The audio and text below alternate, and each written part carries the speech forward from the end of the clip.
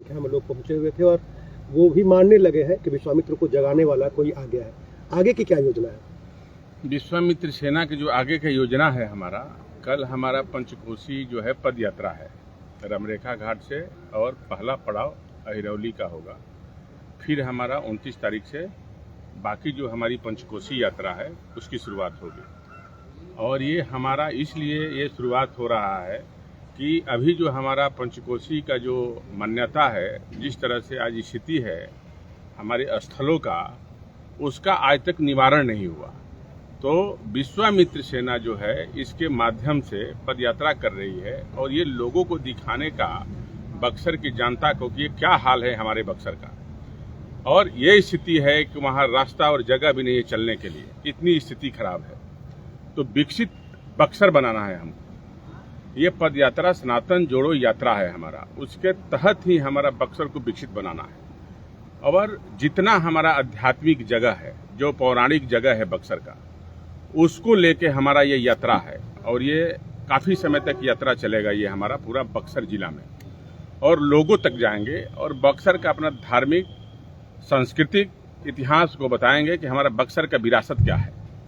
जहाँ भगवान राम का कर्म भूमि, माता अहिल्या का उद्धार हुआ, जहाँ चैमन ऋषि जो है च्यवनप्राश बनाए, जहाँ वामन अवतार हुआ, जहाँ रक्षाबंधन की शुरुआत हुआ, वो धरती बक्सर है। जहाँ वेद का निर्माण हुआ वो बक्सर है। तो उस बक्सर की लड़ाई के लिए विश्वामित्र सेना संकल्पित है और विश्वामित्र सेना इसकी लड़ाई लड़ रही है। और इसके साथ साथ बक्सर को विकसित बनाने के साथ साथ बक्सर के सारे युवाओं को रोजगार भी प्रदान करना है हमको, इसी के माध्यम से करेंगे। और ये यात्रा हमारे लिए और बक्सर वासी के लिए ये बहुत बड़ी है। और हम अपने बक्सर वासियों के लिए निवेदन करते हैं, आग्रह करते हैं और हाथ जोड़ के विनती भी करते हैं कि कल का जो है हमारा पद यात्रा है, भारी से भारी संख्या में आए और सनातन जोड़ो यात्रा में और इसको सफल बनाए। ये हमारा आग्रह है बक्सर की जनता से हाथ जोड़ के। क्या लगता है कि बक्सर के जो भी प्रतिनिधि रहे हैं, क्या उन्होंने कभी बक्सर के विकास के प्रति कोई विचार नहीं रखा, कुछ सोच नहीं रखी? बक्सर की जनता ये बात को अब समझ गई है। और जितने जनप्रतिनिधि हैं जो बक्सर को लूटा, या विधानसभा में विधायक हो या एमपी हो, किसी ने बक्सर की तरफ ध्यान नहीं दिया। आज बक्सर का स्थिति यह है कि बक्सर के जितने गांव हैं आज भी सड़क से नहीं जुड़ा हुआ है, और स्थिति इतनी खराब है बक्सर का, कहने लायक नहीं है। इसीलिए नहीं हम कहते हैं कि बक्सर जो है बिहार का सबसे पिछड़ा हुआ जिला है, इसलिए नहीं कहते हैं, जबकि बक्सर एक ऐसा शहर है कि सनातन संस्कृति का सबसे धरोहर है भारत का। और इतना बड़ा कि इस तरह से काशी का आज हम लोग नाम लेते हैं, उस तरह से यदि थोड़ा सा भी ये जनप्रतिनिधि उत्सुक होते तो आज बक्सर का नाम पूरा हिंदुस्तान में होता। आज हमारे युवा बक्सर का शान से कहीं जाते तो कहते कि हम बक्सर के रहने वाले, जैसे लोग काशी और वृंदावन और आज अयोध्या को कह रहे हैं। आज ये हमारा बक्सर होता, यहाँ भी तमाम इंडस्ट्री लगती, यहाँ का रोजगार होता, यहाँ शिक्षा का बढ़िया यूनिवर्सिटी बनता। अच्छा स्वास्थ्य जो सुविधा नहीं है बक्सर में, एक बढ़िया हॉस्पिटल नहीं है। किसी का कोई तबीयत खराब हो जाए तो लोग पटना लेके जाना पड़ता है, नहीं तो बनारस लेके जाना। तो बक्सर में कोई अच्छा इलाज नहीं होता है। तो कहने का मेरा मतलब कि बक्सर कहीं से विकसित नहीं है।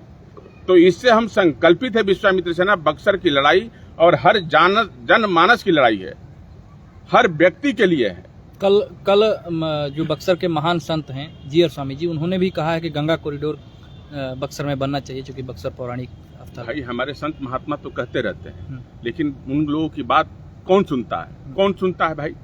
जनप्रतिनिधि न सुनेगा।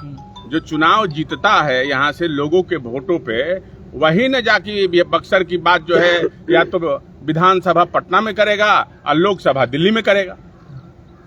संत महात्मा को पीड़ा काहे नहीं है? वो बक्सर के इतिहास को जानते हैं कि बक्सर का इतिहास क्या है।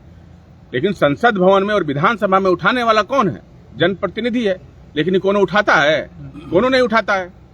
इसलिए नहीं उठाता है कि वो लोग को अपने खाने के चक्कर में रहते हैं, दिन भर दलाली करने के चक्कर में लगते हैं। 40% उन लोगों को ठेकेदारी में हिस्सा चाहिए, वो कहां से करेगा? इतना राजनीति का गिरावट हो गया है, इतने चरित्रहीन नेता पैदा हो गए हैं और वो जीत कर आते हैं चरित्रहीनता के मैंने प्रकष्ठा है ऐसे नेताओं का। क्या लगता है जनता अब जो है सड़कों पर मंत्रियों को दौड़ाने लगी है? मंगल पांडे के बाद आज श्रवण कुमार को भी दौड़ाया गया आपको आपने ये सवाल पूछा, इसके लिए आपको बहुत धन्यवाद देते हैं। ये अच्छा चीज पूछे हैं आप, ये होना भी चाहिए। और बक्सर की जनता भी अब ये जो घूम रहे हैं ना, ये नौटंकीबाज नेता अभी आ गया है इन लोगों का। अभी नया जो है अपना एक बाजार बन गया है, चुनाव का माहौल बन गया है ना, तो एक तरह से इन लोगों का बाजार बन गया है। अब अपने आप को बेचने के लिए जनता की तरफ घड़ियाली आंसू बहा के कोई रोजगार की बात कर रहा है, कोई कुछ की बात कर रहा है। तो मेरा यही कहना है कि बक्सर की जनता भी यही हाल करने वाली है, और बक्सर की जनता करना चाहिए। बक्सर की जनता को किसी हद तक जो है डरने की जरूरत नहीं है ऐसे नेताओं का। जनता को आप उस्का रहे हैं, मंत्रियों को दौड़ाने के लिए बक्सर की जनता को उस्का रहे हैं। हम नहीं उस्का रहे हैं, ये गति होनी चाहिए। अरे बक्सर के विकास कहाँ हुआ? आजादी के बाद से बक्सर का विकास हुआ? बक्सर का इतिहास क्या है जी? बक्सर का इतिहास, जिस चीज के लिए बक्सर जाना जाता है, उस बक्सर का क्या विकास हुआ? 2-4-5% की बताइए हमको कि बक्सर का क्या विकास हुआ है। गांव से लेकर सड़कों तक जाइए, ऐसे कई गांव हैं जहां रोड सड़क नहीं है, तो क्या विकास हुआ है? सभी नेता जो सत्ताधारी नेता हैं उनसे पूछा जाता है तो कहते हैं कि 4 लेन बनवा दिया गया है। 4 लेन उनका बनाया हुआ है, 4 लेन उनका बनाना हुआ। जब केंद्र का अनुशंसा हुआ तो एक रूपरेखा बना कि कहां से कैसे एने चाहिए, पूरा देश को मिला, तो बिहार और बक्सर और पटना को भी मिला। उनका है। हमेशा जनता का जो है विकास होता है जो गांव में, गांव का शहरीकरण, सुंदर गांव, सुंदर रोड, उसकी जरूरत है। ये लोग जो है केवल नौटंकी करते हैं और बक्सर को लूटने का काम किए हैं। इसलिए विश्वामित्र सेना जो है अपना कमर कस चुकी है और जनता के बीच जा रही है। और सारे जनता से आग्रह है, बक्सर की जनता से, ऐसे नेताओं को दुरुस्त करें। कई सारे ऐसे नेता हैं जो 5 साल नहीं दिखाई देते हैं और दिल्ली और बॉम्बे में बैठे रहते हैं, और उनका पोस्टर बैनर जो है शहर में क्या बात करते हैं, उनकी क्या चर्चा करना है यार, उससे बेकार की बात है। हट, मतलब बाहर वो सब वो क्या है, वो सबको एक जो जनता बक्सर के लिए काम करे, जो समाज के लिए काम करे, जो ये ना सोचे कि हमको जो है चुनाव लड़ने के लिए हम काम कर रहे हैं, ऐसा काम करने वाले नेता बक्सर को अब नहीं चाहिए। बक्सर का नेता वो चाहिए जो बक्सर को लगातार विकास और सामाजिक क्षेत्र में काम करने के लिए उत्सुक हो। कभी पद के लिए, कभी टिकट के लिए देवदारी। अब देखना 25 के बाद कितना नेता बक्सर में दिखाई देंगे, आप देख लेना आप लोग। 25 तारीख के बाद कितने नेता दिखाई देंगे और कितने समाजसेवी दिखाई देंगे, उसके बाद आप लोग जाना और देखना कि कितने समाजसेवी जो है, जो आज के डेट में पोस्टर लगा रहे हैं बक्सर के लिए, कितने लोग दिखाई देते हैं। बरसाती मेढक है। हाँ, बरसाती मेढक है, बरसाती मेढक हम तो कहेंगे ना भाई। नेता वही है, सामाजिक उत्थान की बात हमेशा उसके अंदर दिन रात जगना चाहिए, दिन रात उसके अंदर होना चाहिए। उसके प्रति, हर समाज के व्यक्ति के प्रति प्रेम और दया होना चाहिए कि हमको कुछ करना है। कल का जो कार्यक्रम होने वाला है वो ऐतिहासिक होने वाला है। अब तो प्रभु की कृपा, भगवान राम की कृपा, विश्वामित्र जी का आशीर्वाद, तो उनके नाम से हम चल रहे हैं। बाकी तो कृपा उनका है। इसकी शुरुआत कहाँ से होगी? ये रमरेखा घाट से होगी। कितने बजे? ये हम लोग 11 बजे से शुरुआत करेंगे इसका पद यात्रा, और 4 बजे तक अहिरौली हम लोग इसका समापन करेंगे। क्या रोड मैप रहेगा उसका? जितने हमारे पंचकोशी यात्रा है उसी करेंगे हम लोग। ये क्या 5 जगह पंचकोशी परिक्रमा की तरह हो गया ये?